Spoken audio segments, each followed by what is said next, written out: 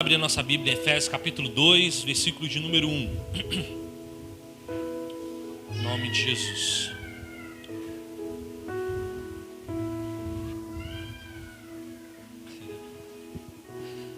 Profetiza do Senhor está lá gritando, Emanuel. Como diz aí, o primeiro versículo diz assim: Ele nos deu vida. Diga assim: Ele nos deu vida. Todos, Ele nos deu vida. Fala, Ele me deu vida. Mas fala como se você estivesse recebendo vida mesmo. Estica o peito. Ele me deu vida. Estando nós mortos dos nossos delitos e pecados. Pai, tua palavra nessa hora, ela vai ser ministrada. Que o Senhor toque o nosso coração, toque a nossa vida, a vida daqueles que também estão online, daqueles que assistirão depois, cultuarão depois, que eles sejam tocados por essa palavra, no nome de Jesus. Vem sobre nós, continue sobre nós de maneira poderosa, no nome de Jesus. Amém e amém. Amém? Ele nos deu vida. Se Ele nos deu vida, significa que nós estávamos mortos, como o próprio Deus diz. Nós estávamos mortos dos nossos delitos e pecados. A morte era a nossa amiga. A morte era a nossa companheira. O homem sem Deus, ele é um homem morto, um homem sem vida, um homem sem alegria, um homem sem esperança. O homem sem Deus é um homem endurecido, é um homem frio. O homem sem Deus, e quando eu falo homem e mulher, amém? Se nós mulheres vamos falar assim, está vendo? Eu tenho Deus, os homens não. Todos nós, homens. O homem sem Deus, ele é um homem endurecido, ele é um homem frio. Ele consegue ser calculista, ele consegue ser mau, terrível. A sua vida sem Deus, ela é regida pela terra. A vida do homem sem Deus, ela é regida pela terra, governada pela terra. A vida do homem sem Deus é uma vida em que ele apenas se preocupa com as suas conquistas, com aquilo que ele vai tomar de posse sobre a terra no tempo que ele está passando aqui em vida. O homem sem Deus, ele busca situações, busca coisas para preencher um vazio que só apenas Deus pode preencher. E há uma definição que nós, como homens, temos um vazio, temos um buraco que só cabe Deus. O homem, às vezes, ele busca de todas as maneiras preencher esse vazio com coisas, vícios, com o mundo, com a terra. Enquanto esse vazio só pode ser preenchido por alguém. E esse vazio, e esse alguém se chama Jeová. El Elyon. Quem vem na escola sacerdotal sabe quem está falando. El Shaddai. Jeová Jiré. Jeová Samá. Jeová Tzidkenu. Jeová Nissi. Ou Emanuel. Adonai. Então, Deus, ele é o único que pode preencher esse vazio dentro do homem. Então, um homem sem Deus, ele é um homem muito racional. Ele é um homem muito natural. Ele se comporta como se as coisas e as conquistas da terra fossem as coisas mais importantes de sua vida. Eles se comportam como se Deus não existisse. Esse vazio, este homem, essa vida, esse ser sem Deus, ele é um homem sem vida, é um homem morto, é um homem aprisionado, é um homem cativo nas suas ideias, cativo nas suas paixões, nas suas concupiscências. Abra sua Bíblia comigo em Romanos capítulo 1, versículo de número 21. Romanos 1, 21, a partir do 21 diz assim: Eles sabem quem Deus é, mas não lhes dão a glória que Ele merece. e não lhes são agradecidos. Pelo contrário, os seus pensamentos se tornam tolos, e a sua mente vazia está coberta de escuridão. Eles dizem que são sábios, mas na verdade são tolos. Homens que se dizem sábios, homens que se dizem ter tudo e na verdade não têm nada. Se dizem sábios, se dizem donos da razão, se dizem bem instruídos em suas ideias, em seus raciocínios, mas no fundo, é um homem sem esperança, é um homem sem destino, é um homem sem futuro algum, é um homem sem vida. Efésios capítulo 4, versículo de número 17. Se você não conseguir abrir a Bíblia, eu tenho muitos textos aqui, você pode ir anotando numa folha de papel aí, no cantinho da Bíblia, e em casa você vai lendo essas referências. Efésios capítulo 4, verso 17. Portanto, em nome do Senhor eu digo e insisto no seguinte: não vivam como os pagãos, pois os pensamentos deles não têm valor, e a mente deles está na escuridão. Eles não têm parte na vida que Deus dá, porque são completamente ignorantes e teimosos. Eles perderam toda a vergonha e se entregaram totalmente aos vícios. Eles não têm nenhum controle e fazem todo tipo de coisas indecentes. A condição do homem sem vida é ser governado pelas potestades do ar e pelo espírito da desobediência. Um homem sem Deus, um homem sem vida, ele é governado pela potestade do ar e pelo espírito da desobediência. Efésios capítulo 2, versículo de número 2. Nos quais andaste outrora segundo o curso deste mundo, segundo o príncipe da potestade do ar, do espírito que agora atua nos filhos da desobediência. Queridos, isso é muito sério, porque no mundo espiritual não existe neutralidade. No mundo espiritual não existe um lugar neutro, um lugar onde você não é atingido nem pelo bem e nem pelo mal. No mundo espiritual existem dois lados, e esses dois lados se chamam mal e bem. Se chama Deus, se chama diabo. São dois lados, não há neutralidade. Não existe neutralidade.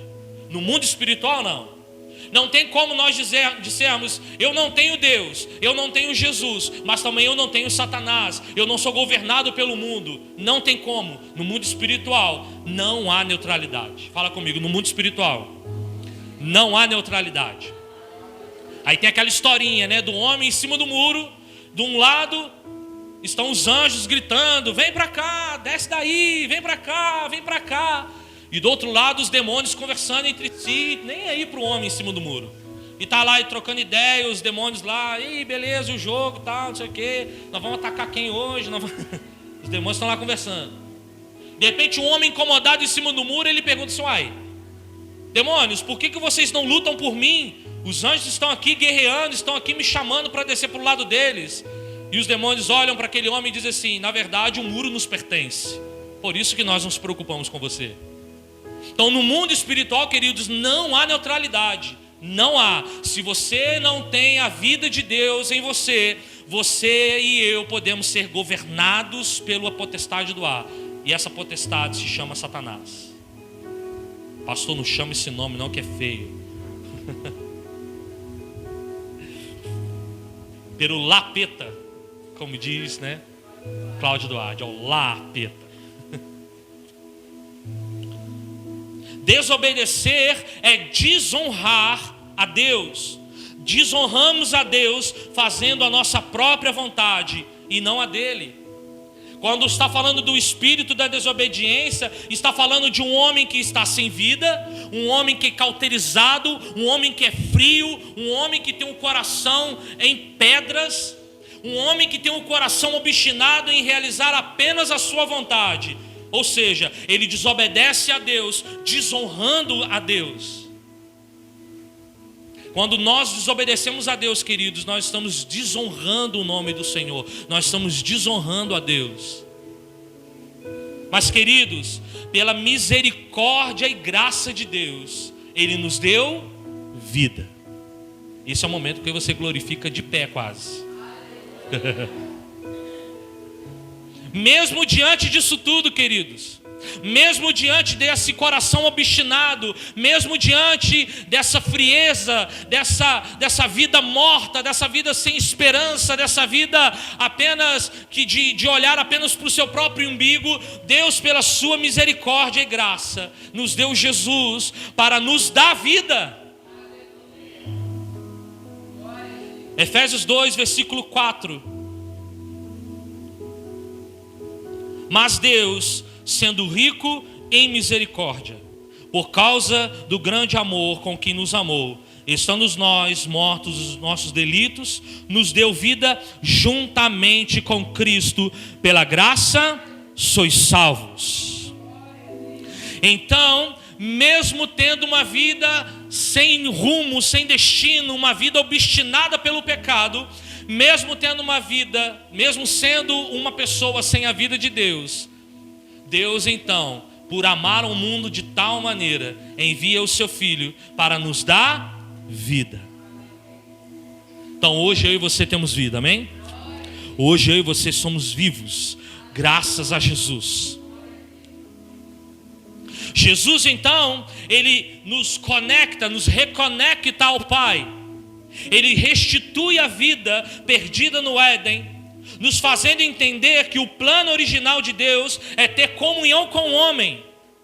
O homem é o único ser criado a se relacionar com Ele.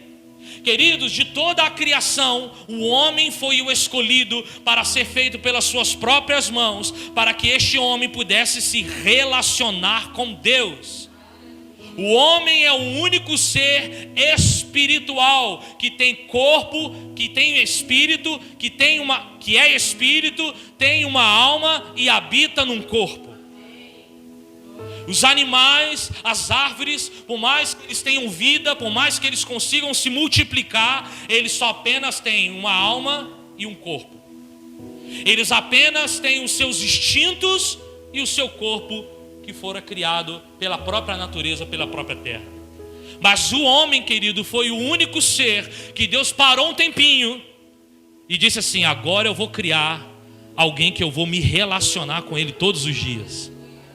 Então ele vai, forma o homem do pó da terra, do barro, cria um bonequinho bonitinho, mais ou menos, deve ser bem esquisito, né? Modelar ali e tal. E Deus vai e sopra dentro do homem. E aí ele fala: olha, a partir de agora, vocês serão a nossa imagem, a nossa semelhança, se tornando assim almas viventes. Agora eu quero me relacionar com vocês. Então, o que Jesus fez foi restaurar essa comunhão que havia sido perdida no Éden. A morte chegou ao homem por conta do pecado. O pecado destituiu o homem da presença de Deus, trazendo uma morte espiritual seríssima, nos afastando da presença de Deus. Mas Jesus, pela sua misericórdia, nos reconectou ao Senhor por um novo e vivo caminho, o sangue do Cordeiro, o sangue de Jesus. Tem uma imagenzinha muito bonitinha, uns desenhozinhos em quadrinhos, e tem um jovem, um bonequinho triste, chorando, e de repente ele começa a ver algumas gotas. É uma ilustração, algumas gotas de sangue. Ele não entende aquelas gotas de sangue, começa a seguir aquelas gotas de sangue, e de repente quando ele chega na porta do paraíso, e Jesus mandando ele entrar na porta do paraíso, porque Jesus de fato abriu um novo e vivo caminho pelo seu sangue. A imagenzinha é muito bonitinha, depois eu boto no grupo lá, uma gracinha. Esses dias eu estou muito gracinha, gosto de coisas bonitinhas. Deus nos restituiu, Jesus nos restituiu. Enquanto nós carregamos a glória de Deus, enquanto nós nos relacionamos diretamente com Deus, porque nós somos tabernáculos vivos, porque nós temos a vida de Jesus, e por termos a vida de Jesus, hoje nós somos tabernáculos de Deus. Carregamos o próprio Espírito dentro de nós. Enquanto nós temos essa oportunidade de nos relacionar com Deus face a face, A criação apenas manifesta a glória de Deus. Ela apenas proclama a glória de Deus.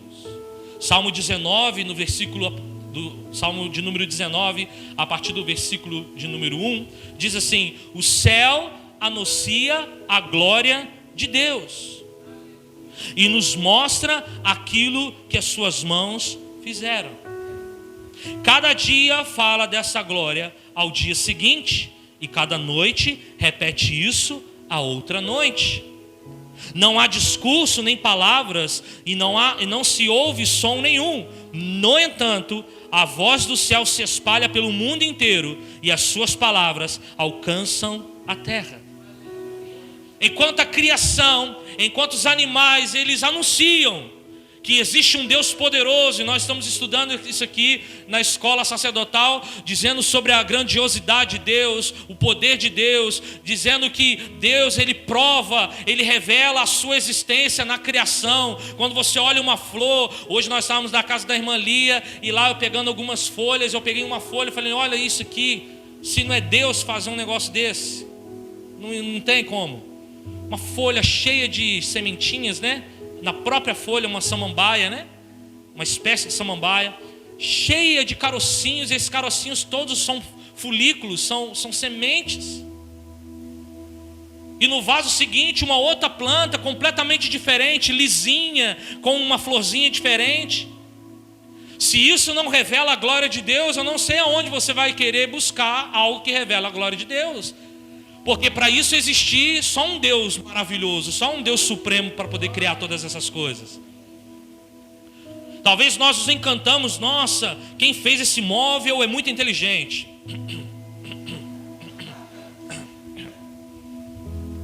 É mesmo, o cara é muito inteligente. Muito, nossa. Né, Mateus? É, ué. Mas, irmão, a gente tem que se encantar ainda muito mais quando a gente vê uma porção de formiguinha carregando folhas que na sua proporção dobram-se de tamanho.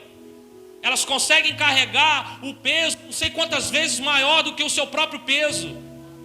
A gente olha assim e fala: gente, olha isso.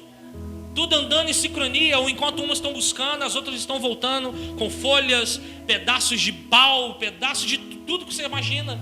Se isso não é o Senhor revelando o seu poder, a sua grandiosidade no mundo, eu não sei aonde a gente pode mensurar a existência de Deus. Mas sendo isso tudo maravilhoso, nós temos o benefício, nós temos a honra de não apenas revelar a glória de Deus. Porque se você olha para o corpo humano, é algo sobre... Você já se imaginou como é que você está de pé agora? Na verdade você está sentado, né? Como que o seu coração bombeia sangue o tempo todo? Você não é ligado em tomada nenhuma, irmãos. Você não é igual um aparelho que acabou a bateria, você vai lá, pluga na tomada e ele toma carga de novo. Nosso corpo, à medida que nós ingerimos os alimentos, à medida que a gente ingere até a luz do sol, descanso, sono, isso tudo se transforma em energia para que o seu corpo possa estar aí, batendo, seu coração batendo, sua mente funcionando, seu corpo funcionando plenamente. Já isso revela a glória de Deus. Mas muito mais do que isso, irmãos, Deus, Ele olhou para mim e para você a partir de Jesus e disse assim: eu vou morar dentro de você. Ninguém mais tem essa oportunidade, esse privilégio, irmãos. Se olharmos para o nosso corpo, a gente já fica encantado com a criação. A gente já fica encantado como que Deus pôde criar um corpo humano tão perfeito, uma máquina que funciona tão perfeita. Mas o que mais nos espanta é a misericórdia e a graça de Deus de escolher nós mesmos para viver dentro de nós. Casas muito menores do que Ele, casas muito mais simples do que Ele merece, mas Ele escolheu porque Ele nos ama. Por isso Ele nos deu vida. Amém ou não amém? Ele nos deu vida. Para que Deus nos deu vida, irmãos? Por que Deus nos deu vida? Porque a gente merecia? Pelo contrário, Se for por merecimento, e o próprio texto vai dizer que nós fomos salvos pela graça sois salvos. Nós não merecemos. Nós não merecemos. Há algum tempo atrás, o pastor Fábio perguntou a Israel, seu filho: Israel, você merece tudo de bom. Você merece, você passou de ano, você merece algo. O que você quer? Eu falei: pai, eu não mereço nada. A única coisa que eu mereço é o inferno. Foi na bucha assim. O pastor Fábio falou: como assim? Nós não merecemos, irmãos. Mas por que Deus nos deu vida? Por que Ele nos encheu com a sua vida? Por que Ele nos encheu com a sua graça? Por que Ele nos restaurou? Por quê? Primeiro, Deus restaurou a vida. Deus nos restaurou a vida, primeiro para nos salvar. Fala comigo assim: para me salvar. Efésios 2:5.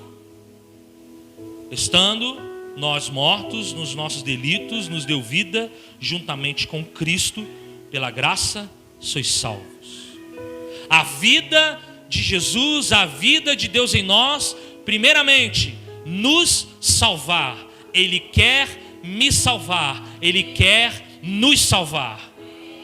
Nos salvar. Ele quer nos tirar das amarras da morte. Ele quer nos sacar das mãos do diabo. Ele quer nos tirar do inferno e nos colocar em seu reino. A vida de Deus vem para nos retirar de um lugar de morte, de sofrimento em todos os sentidos. A vida de Deus vem para nos dar refrigério a uma vida completamente arruinada pelo diabo.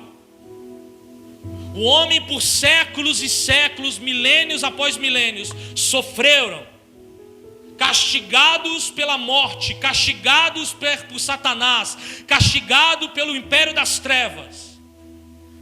Mas Jesus, pelo seu infinito amor, se entregou numa cruz, por amor a mim e a você, para me tirar das mãos dessa morte. O pecado deixa marcas profundas no homem, e o único que pode restaurar é Jesus, através do seu sangue. Uma vida de pecado é uma vida marcada, é uma vida arruinada, é uma vida sem esperança, é uma vida sem a glória de Deus, é uma vida completamente fora de si. E o único que pode nos restaurar é Jesus de Nazaré. O único que pode nos restaurar é Jesus, pelo seu sangue. Nada e ninguém pode substituir Jesus nessa tarefa, neste trabalho. Você pode buscar em todos os outros lugares, queridos. Você pode buscar salvação em qualquer outro lugar, mas o único lugar que você vai encontrar salvação é em Jesus. Porque Ele foi o escolhido para isso. Nenhum outro tipo de sacrifício, nenhum outro tipo de ídolo, nenhum outro tipo de Deus, nenhum outro tipo de teologia, nenhum outro tipo de sofisma, nenhum tipo de seita, nenhum outro tipo de raciocínio humano, nada pode salvar o homem da morte. O único que pode salvar o homem da morte é Jesus, o Cristo. Hebreus capítulo 9, verso 28.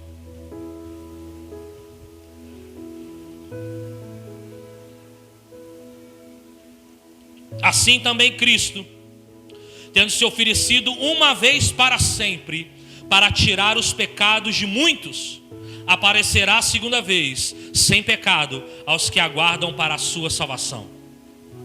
Jesus Cristo tendo se oferecido uma vez para sempre. 1 Pedro capítulo 3, verso de número 18. Pois também Cristo morreu uma vez, uma única vez, pelos pecados, justos pelos injustos, para conduzir-vos a Deus, morto sim na carne, mas vivificado no Espírito. É de uma vez por todas. Jesus morreu de uma vez por todas. Fala comigo, uma vez por todas. Não tem segunda morte, não tem. Para a salvação, apenas o sangue de Jesus para nos salvar. E Ele nos dá vida exatamente para nos tirar da morte. Jesus nos salva do controle de Satanás, do controle das suas obras. Porque sem Jesus, nós somos guiados, governados pelo mundo, pelas circunstâncias. Somos guiados pelo pecado. Somos guiados pela nossa própria vontade. Porque é isso que Satanás quer fazer conosco. Ele quer nos governar.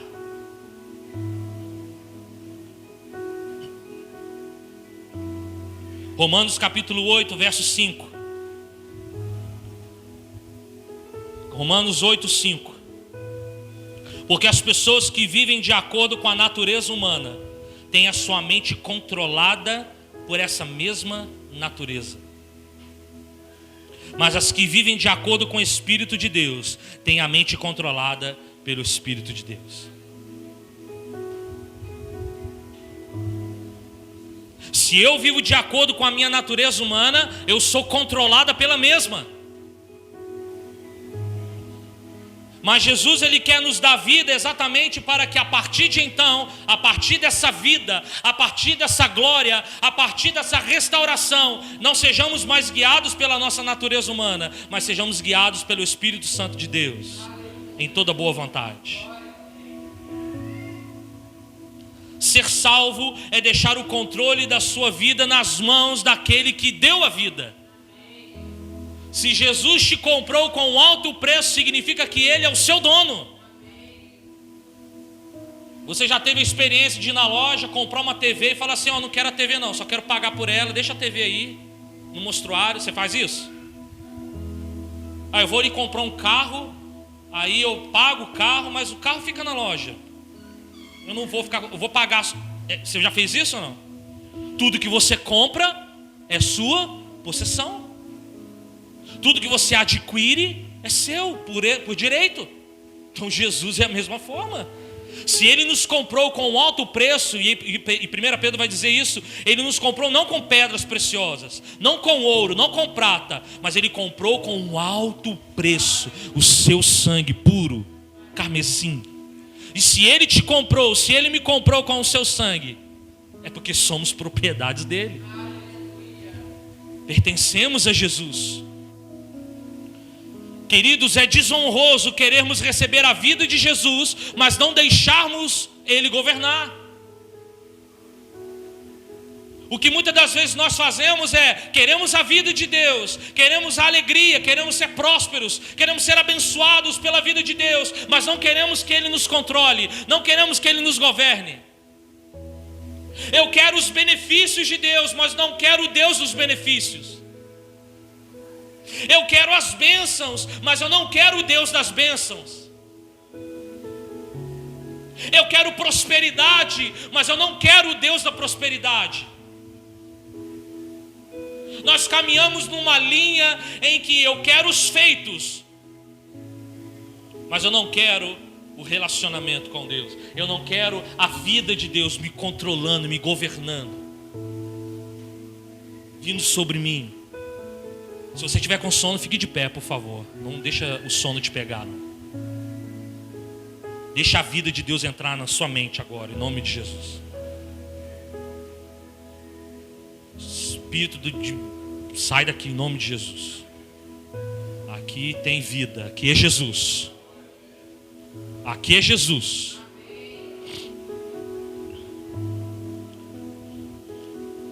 Por isso é necessário nós mortificarmos a nossa carne todos os dias, fazendo-nos lembrar de que a vida não nos pertence, a vida não vem de nós, a vida vem dele.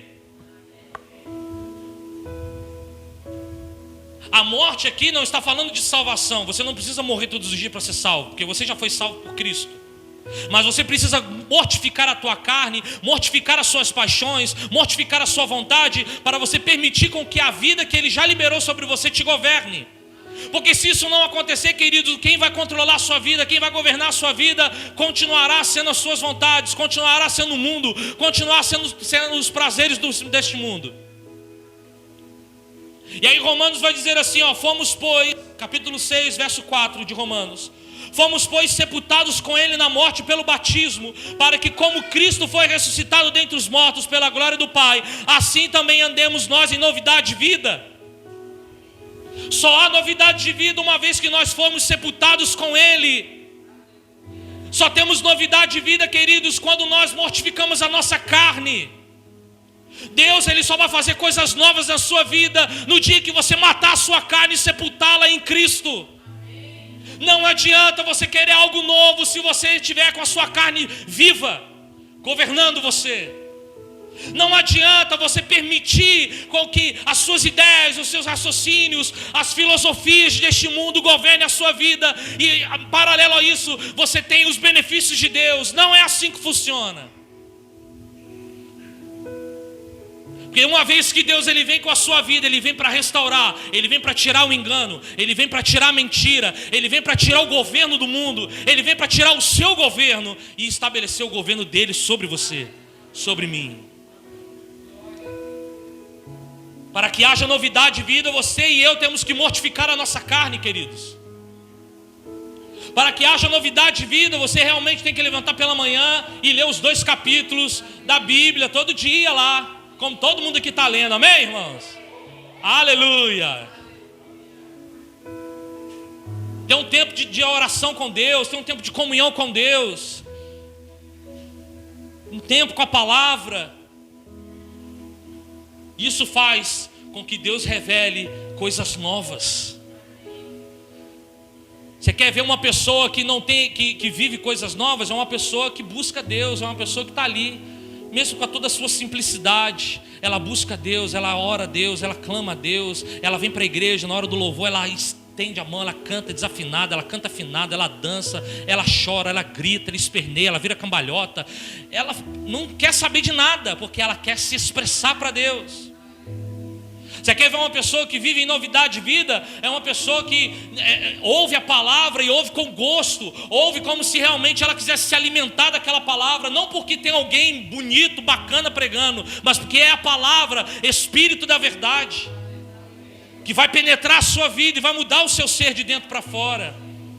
Você quer ver uma pessoa que recebe e tem novidade de vida no teu espírito? É quando ela se dedica à obra de Deus, não para fazer merchan, não para fazer frente a alguma autoridade espiritual ou a sua família. Ela faz a obra de Deus porque ela ama fazer a obra de Deus. Ela ama Jesus. E tudo que ela tem, ela quer passar para os outros. Tudo que ela tem, ela quer liberar sobre a vida de outros. Essa é uma pessoa que recebe novidade de vida todo o tempo. Agora você quer ver uma pessoa que não vive em novidade de vida? É uma pessoa que os pensamentos dela governam ela ainda. O pastor aqui dá uma direção e ela faz outra coisa completamente diferente.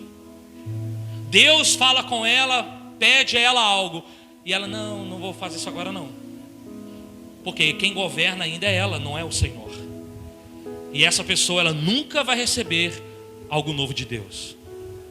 Sabe quem daquele povo que saiu do Egito, que recebeu algo novo da parte de Deus? Só 2, Josué e Caleb, porque eles entenderam. Eles entenderam quem era o Deus que os chamara do Egito. Quando Moisés chegou diante do povo e falou assim, o eu sou me enviou. Talvez eu possa entender que Josué e Caleb fez assim, meu Deus, agora nós vamos arrebentar com a boca do balão, porque o eu sou chegou. O povo estava ali, não entenderam. Uma pessoa que recebe novidade de vida todo tempo, em todo tempo, ela não anda em ciclos no deserto. Ela entra para dentro de Canaã. Agora uma pessoa que está parada, fria, travada, ela fica andando em círculos. Ela vê os outros despontando, ela vê os outros arrebentando com a boca do balão em Deus, mas ela está ali, andando em círculo, andando em círculo, andando em círculo. Porque elas não compreenderam no espírito delas que quem governa é o Senhor. Colossenses capítulo 2, verso 12. Tendo sido sepultado juntamente com ele no batismo, no qual igualmente fosse ressuscitado, mediante a fé do poder de Deus, que o ressuscitou dentre os mortos. Da mesma forma que você é sepultado em Cristo, você também é ressuscitado em Cristo. Quando você mortifica o seu velho homem, um novo homem surge. Um novo homem surge. governado assim pelo Senhor. Segundo, a vida que Deus libera sobre você, primeiro é para te salvar, segundo é para te colocar no lugar nele. Fala comigo assim, para me colocar no lugar nele. Efésios capítulo 2, verso de número 6. E juntamente com ele nos ressuscitou e nos fez assentar nos lugares celestiais em Cristo Jesus.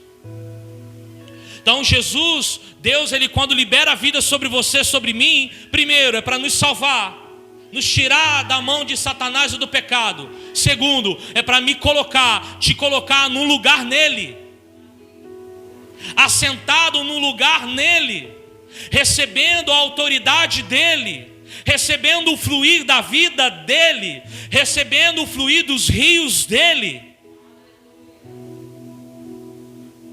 Além de nos tirar das mãos de Satanás, gerando vida em nós, ele nos coloca no lugar de governo.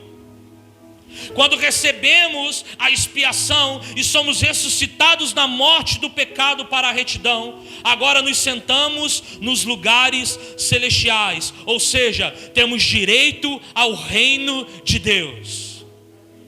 Então, queridos, quando ele te salva, ele te restaura e te coloca num lugar no reino dele, no reino de Deus.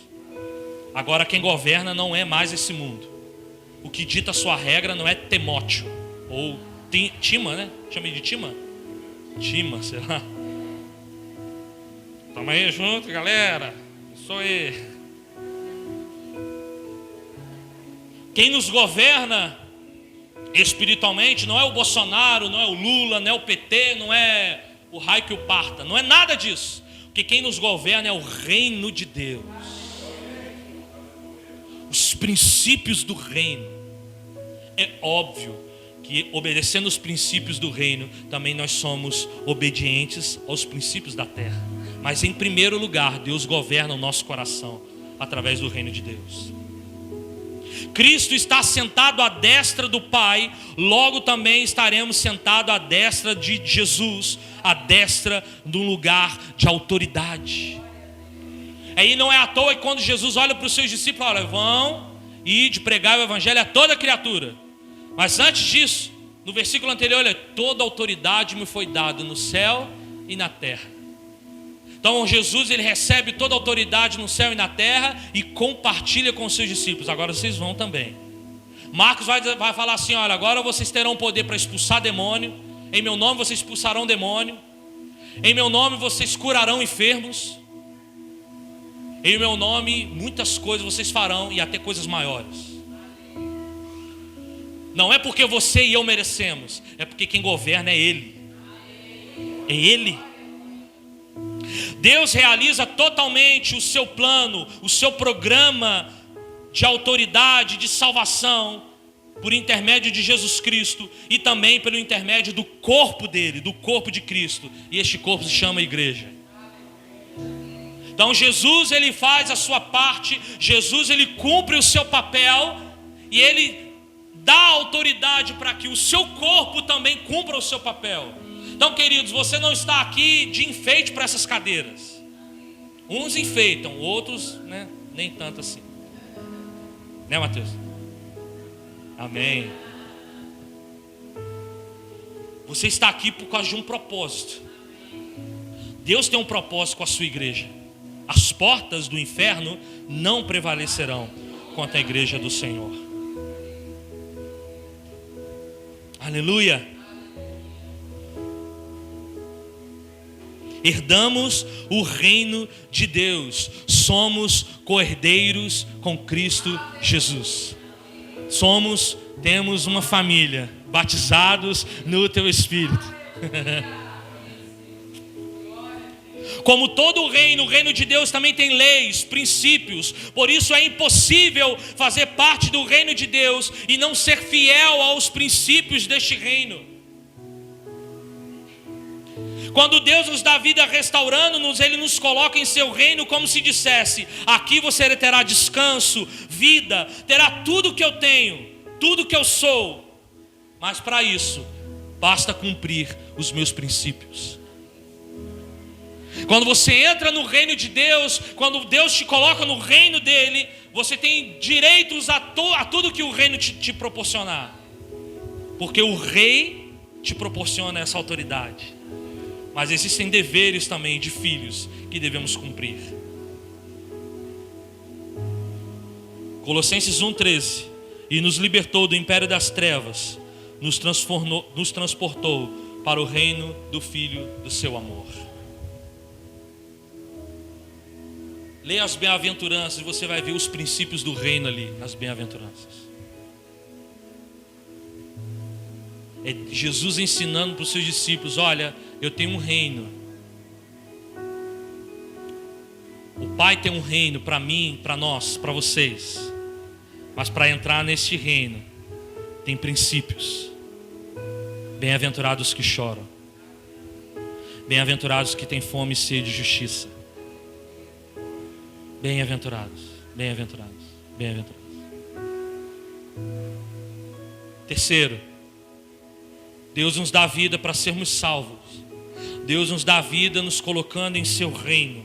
Mas também Deus nos dá vida para mostrarmos a outras gerações o poder deste reino.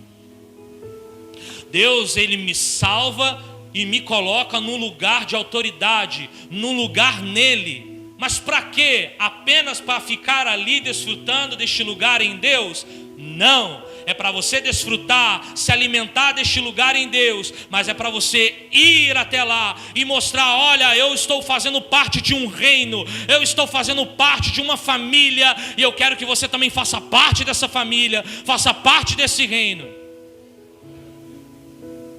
Efésios capítulo 2, verso 7: para mostrar nos séculos vindouros a suprema riqueza da sua graça, em bondade para conosco em Cristo Jesus. Agora podemos e devemos estabelecer o reino dele na terra, pois nos tornamos representantes legais deste reino. Queridos, Deus não te salvou apenas para você ser um enfeite no reino. Deus te salvou para você ser atuante no reino. Como um representante do céu, como um representante de Jesus. As pessoas precisam olhar para você e não ver um bom profissional apenas.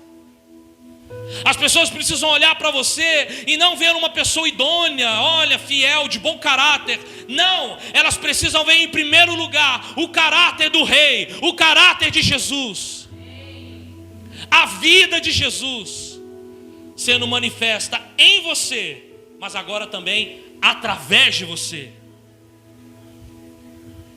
Queridos, isso não é responsabilidade minha como pastor apenas. Não, deixa o pastor, deixa o líder de célula fazer isso. Não, este é o papel de todo filho de Deus. Se você faz parte do reino, você é representante desse reino. Você não precisa ser o presidente Bolsonaro para chegar em uma outra nação e as pessoas disserem para você: você não é do Brasil. Basta você pisar em uma outra nação que eles vão olhar para você e falar: você é do Brasil. Suas características são do Brasil. A sua fala é do Brasil. A sua cor, sua pele, seus olhos, sua maneira de ser é como se você é do Brasil. Você não precisa estar num lugar de autoridade para que as pessoas apontem para você e digam para você que você é da sua nação, que você faz parte. No reino de Deus é da mesma forma. Você não precisa carregar um título no seu pescoço de pastor, de missionário, de líder, para que as pessoas lá fora olhem para você e falem assim: você é da igreja, não é? Você é pastor, não é? Não, as pessoas precisam olhar para você, independente do grau de título que você tenha, e olhe para você e dizer: você é de Deus, não é? Você é do reino, não é? Não importa o título, não importa a forma.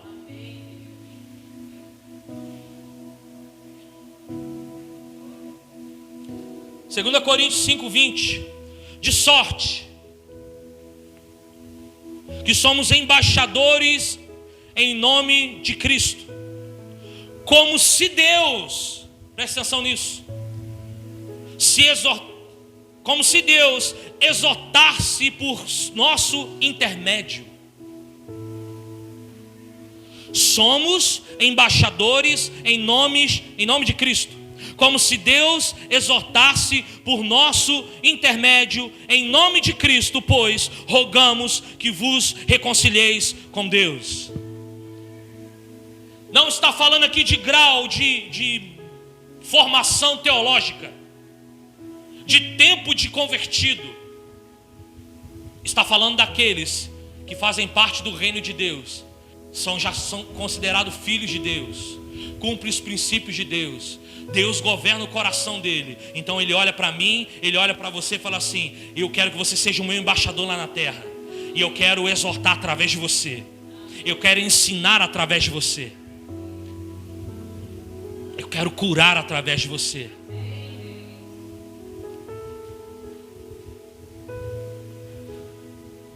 Queridos, é muito egoísta da nossa parte acharmos que recebemos Deus está bom tamanho. Tem muita gente que pode pensar isso. Tá bom, eu sou crente, eu oferto, eu dizimo na igreja, eu cumpro os mandamentos, como o jovem rico, né? Eu cumpro os mandamentos. Tá bom, tá legal, tá de bom tamanho. Se eu estou salvo, para que eu me esforçar tanto assim? Isso é egoísmo da nossa parte. Porque Deus nos chamou, além de sermos salvos e além de participarmos do seu reino, de termos esse privilégio, é de mostrarmos para outras gerações que Jesus é vivo, que Ele pode restaurar a vida delas assim como restaurou a sua.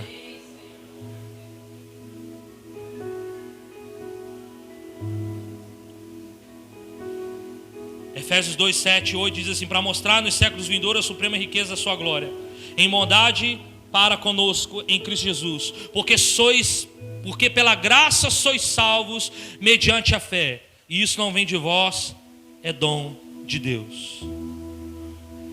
É dom de Deus.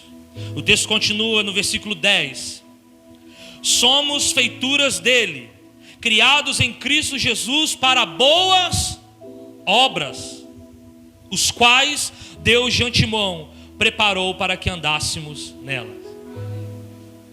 Você percebeu que Efésios começa dando vida? Ele vai te restaurando, te perdoando, vai te curando. Aí ele te coloca num lugar nele. Aí ele fala assim: agora você vai e mostra. Por quê? Porque eu te criei para boas obras. O plano da salvação não acaba na sua salvação. O plano da salvação continua na salvação de outros, na salvação da sua família, na salvação das pessoas que andam ao seu redor, nas pessoas que trabalham com você, nas pessoas que cruzam o seu caminho. A salvação não termina em você. Fala assim: a salvação não termina em mim. A salvação continua na vida de outros. Fala aí, a salvação continua na vida de outros.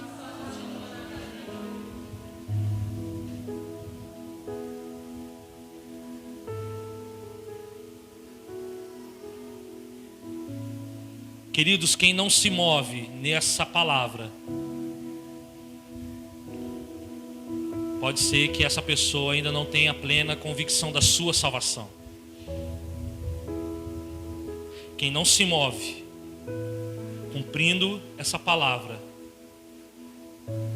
pode ser que ela não tenha certeza da sua salvação. Pode ser que ainda ela tenha dificuldades com Deus. Pode ser que ela ainda tenha dificuldades com ela mesma. Por isso ela não consegue mostrar para outros a glória de Deus. Mas Deus, nessa noite, Ele quer nos colocar neste lugar de salvação, de reino.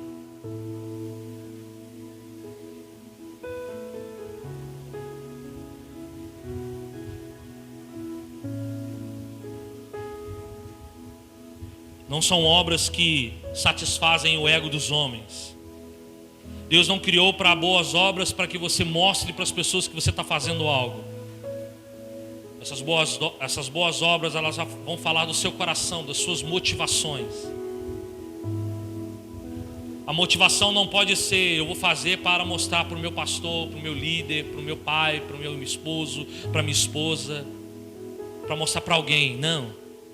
A motivação do seu coração tem que ser: se eu faço parte de um reino maravilhoso, se esse reino tem me dado tudo que eu preciso, se esse reino tem sido bênção para a minha vida, eu quero que outros desfrutem deste reino. É como você ouvir uma boa música e você fala assim: essa música não pode ficar só para mim, eu tenho que compartilhar com outros. Né, Flavio? Hoje fui chamado a atenção: você não ouviu a música que eu te mandei. E não ouvi mesmo. Nós nos caminhamos assim. É como se eu quisesse: essa música falou comigo, eu quero compartilhá-la com alguém. Aí eu envio para alguém, esse alguém não ouve, esse alguém não dá importância. Que o reino de Deus seja tão poderoso na nossa vida que a gente queira compartilhar com todos. Mas ele não vai ouvir. Não interessa. O Espírito Santo há de convencer.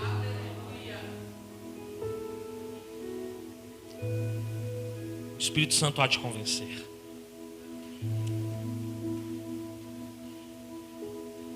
Que a intenção do seu coração seja disseminar o reino de Deus, porque você faz parte desse reino.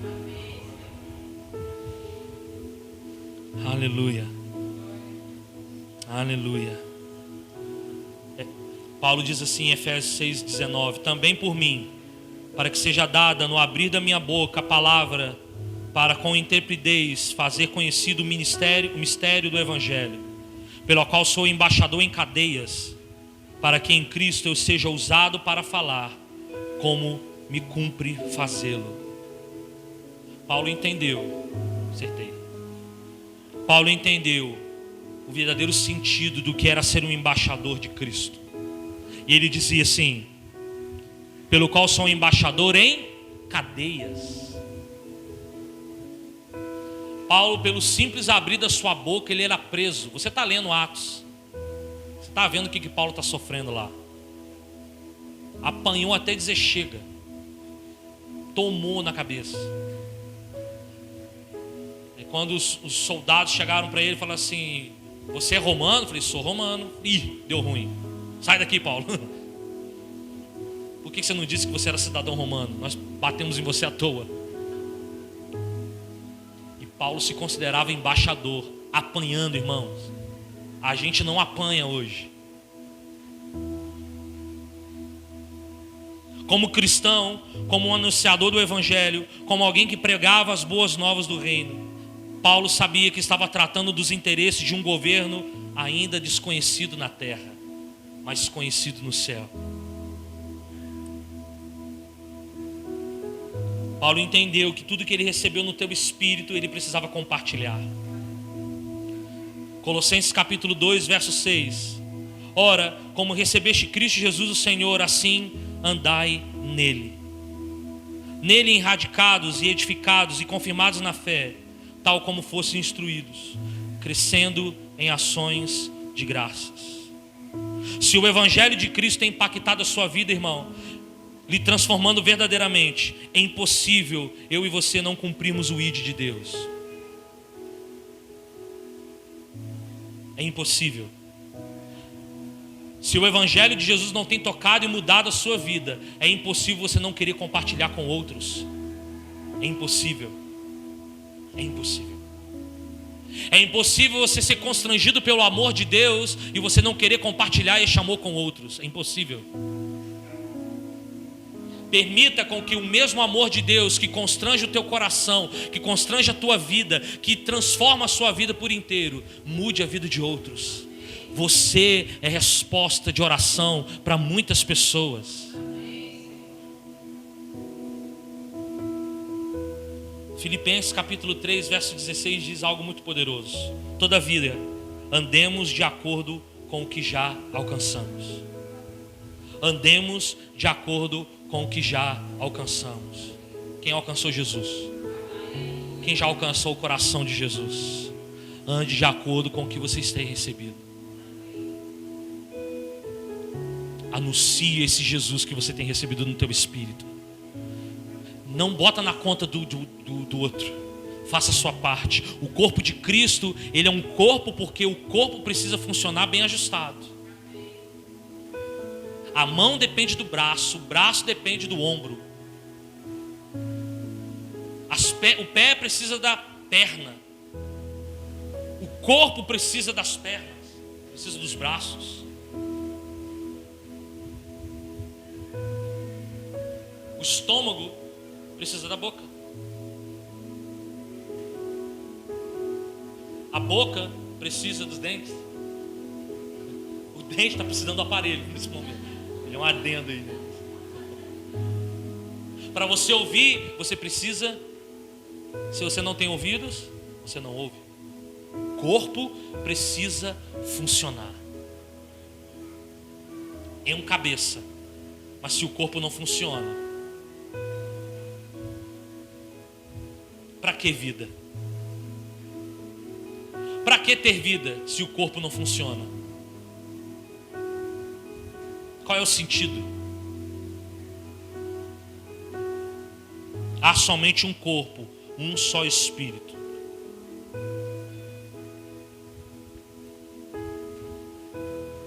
Faço essa pergunta para você: por que eu recebi vida de Deus?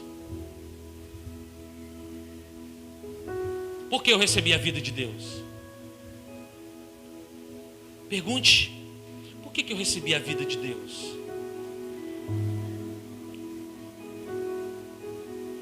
Por que eu fui alcançado por Deus? Para simplesmente desfrutar disso de maneira egoísta, de maneira pessoal? Ou de fato Deus me deu vida e nessa noite eu entendo que a vida que eu recebo é para compartilhar? Sabe por que o mar morto chama-se mar morto? Porque ele só recebe os afluentes, ele não compartilha com ninguém. Sabe por que o mar morto é chamado de mar morto?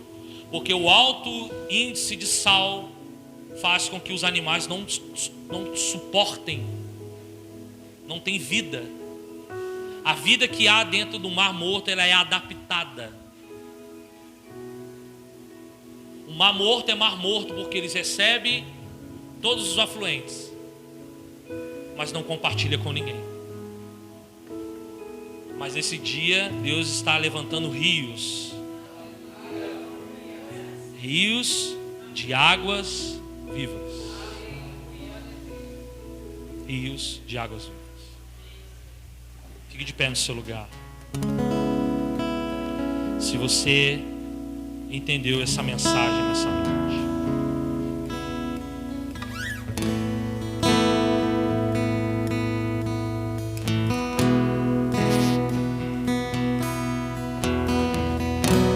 Deus, Ele nos deu vida para compartilhar desta vida. Deus, Ele nos deu o seu ser. Deus, Ele habita em você para que você compartilhe Ele para outros. É muito bom servido. É muito bom ter a vida de Deus. É muito bom receber de Deus essa vida e sermos plenos nele. É maravilhoso.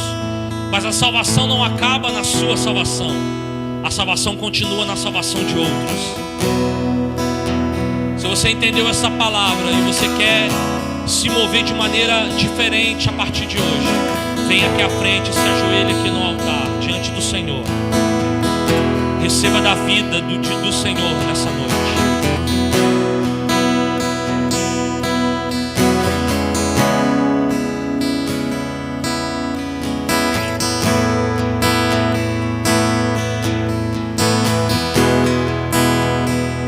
Deixe o Espírito Santo liberar vida sobre você nessa noite.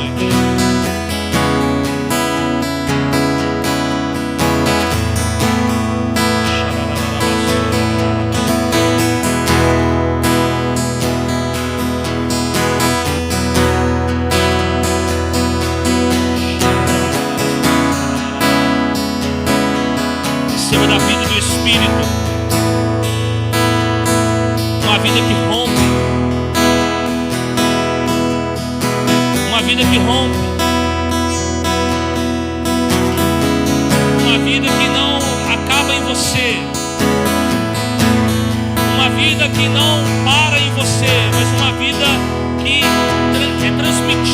partir de você. Que as águas que correm do trono não parem em você, não percam a vida em você, mas que essas águas possam fluir vida em você e através de você.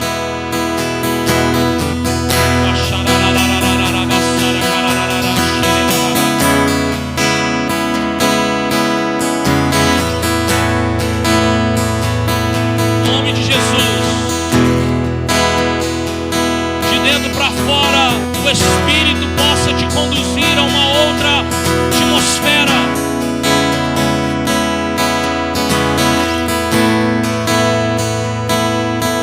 Que o Espírito te conduza a uma outra dimensão. Que o Espírito possa produzir dentro de você a transformação e a mudança necessária para que você seja transformado, mas que também você transforme outros. Você é transformado para transformar. Você é tocado para tocar. Você é curado para curar. Você é salvo para salvar. Em o nome de Jesus. É a responsabilidade nossa como corpo. É a responsabilidade nossa como igreja. Já entendemos que Ele nos deu vida para nos salvar, que Ele nos deu vida para nos colocar no teu reino, mas que também Ele nos deu vida para proclamarmos as virtudes, para anunciarmos as riquezas do Senhor.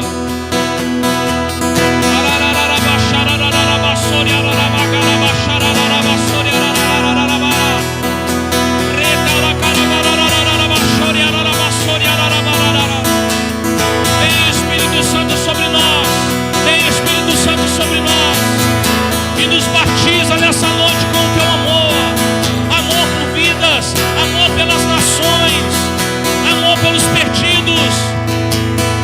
Que o mesmo amor que me constrange, que o mesmo amor que me constrangeu, é o mesmo amor que eu possa constranger a outros.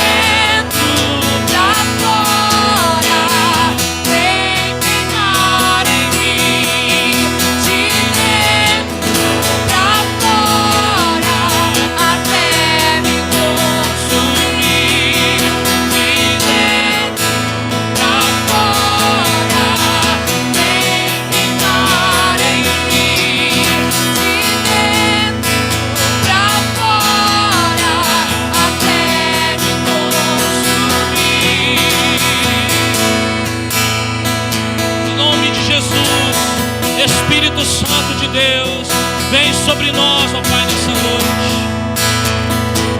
Pai, que o amor que nos constrangeu, que o amor que nos constrangeu, ó Deus, que o amor que tem nos constrangido Deus, em nome de Jesus, vem impactar não só a nossa vida, mas impactar a vida daqueles que nos cercam. Oh, em nome de Jesus, em nome de Jesus, capacita-nos, ó Pai, capacita-nos, ó Deus.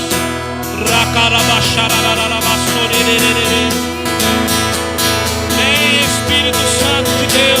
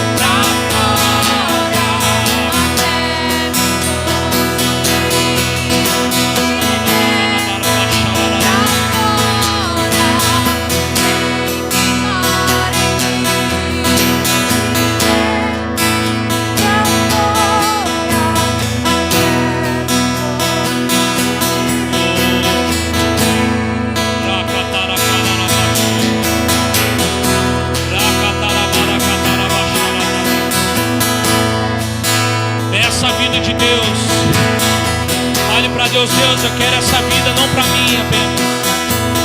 Eu não quero essa vida para me encher, mas eu quero essa vida para transbordar. Eu não quero estar cheio da sua vida, eu quero transbordar da sua vida.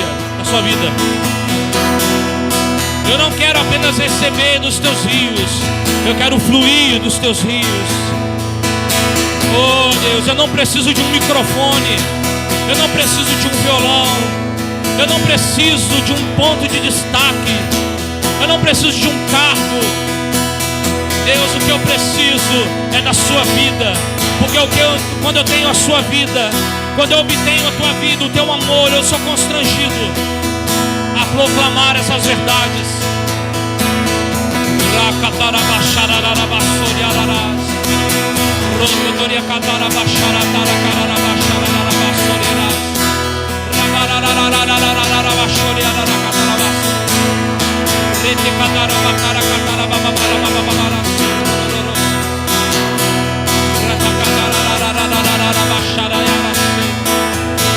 Em nome de Jesus, habilita-nos, ó Pai, habilita as nossas mãos, habilita os nossos pés. Oh Deus, vamos colocando de pé. Te coloque de pé no seu lugar. Pode voltando para o seu lugar. De dentro pra fora, vem queimar em mim. De dentro pra fora, até me consumir. De dentro pra fora, vem queimar em mim. De dentro pra fora, até me consumir.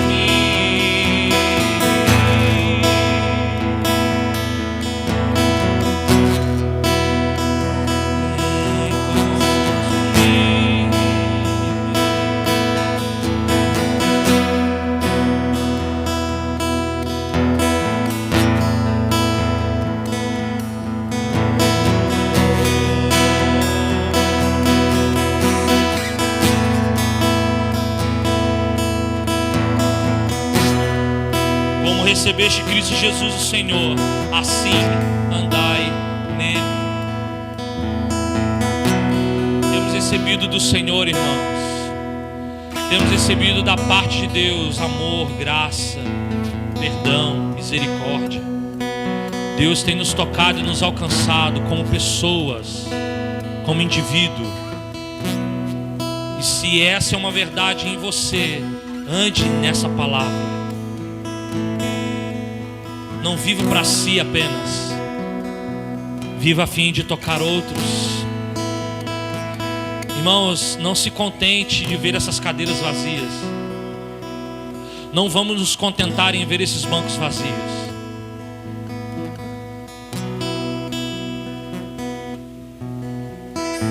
Vamos fazer com que esses bancos estejam lotados de pessoas, que a gente não dê conta de comportar aqui dentro, e que Deus nos dê um lugar maior. Não por causa do nome da igreja. Amor e Fé cresceu. Não é isso. É a igreja, é o corpo de Cristo.